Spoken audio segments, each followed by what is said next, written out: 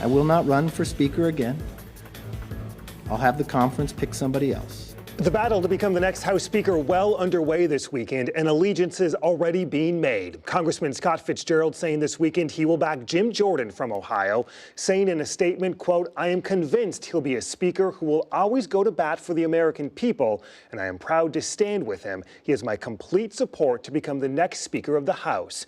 Jordan and Congressman Steve Scalise have both said they're running. House Republicans planning to meet early this week and vote as early as Wednesday.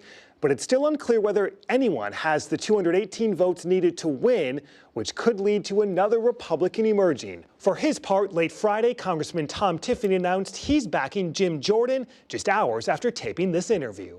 Have you taken any phone calls yet from some of the potential contenders, Scalise or Jordan? Yeah, I've spoken to both of them and had really good conversations. And I know they have a series of meetings with the various conferences like Western Caucus and others. Those meetings are going on as we speak here today. What are those conversations like? What was the sales pitch to you?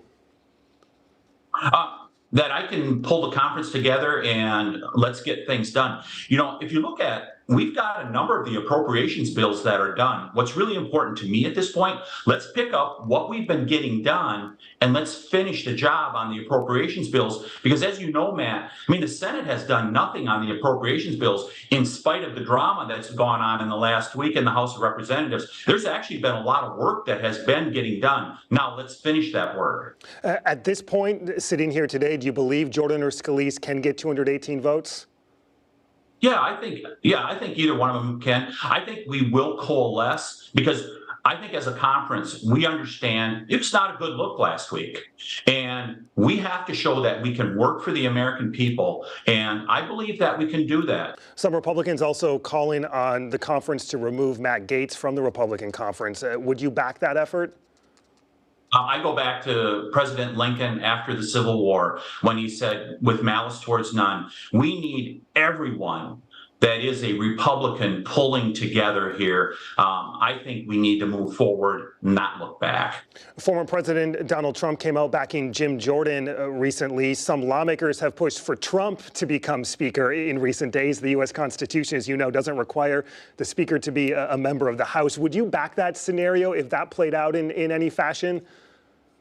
We have members in our House that are very capable, you know, whether it's Scalise, Kevin Hern from Oklahoma, or Jim Jordan, who chairs the committee I'm on, the Judiciary Committee. They are all very capable. We have people in the House that can do this job. A busy and unpredictable week ahead. Congressman Tom Tiffany, like always. Congressman, thank you. Always good to join you, Matt. All right, let's bring in Congressman Mark Pocan, who is back home in Wisconsin this weekend, a member of the Appropriations Committee and the Progressive Caucus. Congressman, like always, good to see you. Same here. Thanks for having me, Matt. Let's begin. Take me back this past week. At what point did Democrats decide in unity to not help Kevin McCarthy with this? You know, I think this is built up with each member over the last 9 months. Kevin McCarthy has proven, one, to not care about Democrats. He has always said he didn't need our votes for anything. He never asked for our votes for anything. But two, just he was completely untrustworthy. I mean, he negotiated a deal when they lifted the debt ceiling that would have avoided all of the problems about needing a continuing resolution. And he broke his word within 2 weeks. And, you know, he was a man of many broken words. So at the end of the day, I was shocked to see the diverse parts of our caucus all saying the same thing, that they just didn't trust Kevin McCarthy. Looking ahead to Wednesday, the names that are emerging, at least at this point, Steve Scalise, Jim Jordan, are either of those better alternatives than McCarthy from a Democratic perspective? I mean, honestly, they're all going to govern, I think, somewhat the same if they let the extremists in their caucus be the tail that wags the dog. There's probably 20 to 40 people, really, that I put in this camp, not just the 8 that voted one way, but 20 to 40 that are kind of pushing this. If they continue to let that happen like McCarthy did, well, then, you know, McCarthy already was governing like Matt Gaetz. Matt Gaetz was just upset it wasn't him. But for the rest of us, we're kind of have come around to accept that this is a caucus run by the extremist elements. Marjorie Taylor Greene is a spokesperson by intent. And as long as that continues, it really doesn't matter what person you put there. They're going to continue to be ineffective in governing. Is there any scenario Wednesday or in the days after where any Democrat would vote yes for a Republican nominee?